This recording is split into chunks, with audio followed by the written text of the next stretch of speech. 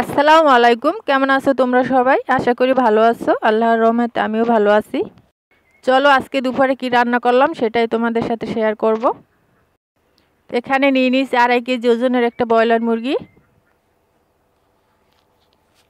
ক্যামেরায় ছোট দেখাইলো, মুরগিটার ওজন ছিল 2.5 কেজি। মুরগিটা জবাই করে ভালোভাবে পরিষ্কার করে কেটে নিলাম।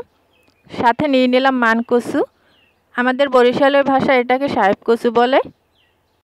মুরগির মাংস আর কচুগুলো খুব ভালোভাবে ঠান্ডা পানি দিয়ে ধুয়ে নিছি। এই কচুটা কাঁচা খেলেও একদম গলা চুলকায় না। এখন মুরগির মাংসগুলো ভেজে নেওয়ার জন্য দিয়ে দিলাম হলুদের গুঁড়ো, লবণ, আদা, রসুন আর জিরা বাটা দিয়ে খুব ভালোভাবে মেখে নিব। এই তো মাখানো হয়ে গেছে। চুলায় কড়াই দিয়ে দিলাম তেল,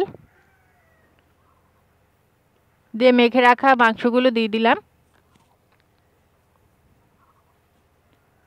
উল্টে পাল্টে খুব ভালোভাবে ভেজে নেব। এভাবে ভেজে ব্রয়লার মুরগি রান্না করলে কিন্তু বোঝাই যায় না, খেতে খুবই ভালো লাগে। তো মাংসগুলো ভাজা শেষ, এখন তুলে নেব।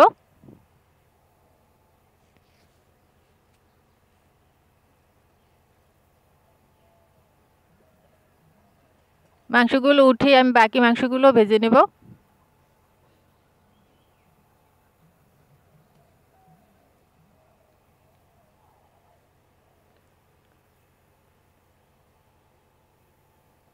সব মাংসগুলো ভাজা হয়ে গেছে।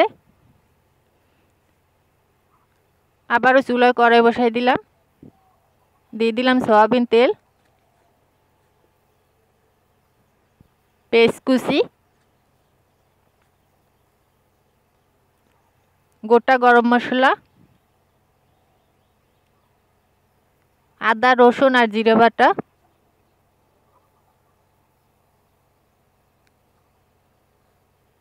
দিয়ে খুব ভালোভাবে ভেজে নেব। এরপর দিয়ে দিলাম অল্প পরিমাণে পানি, হলুদ মরিচের গুঁড়ো আর লবণ দিয়ে মশলাটা একটু ভালোভাবে কষাই নিব। কষানো হয়ে গেছে, এখন দিয়ে দিলাম ধুয়ে রাখা কচু আনাজগুলো, দিয়ে আবারও কিছুক্ষণ কষাই মুরগির মাংসগুলো দিয়ে দিলাম।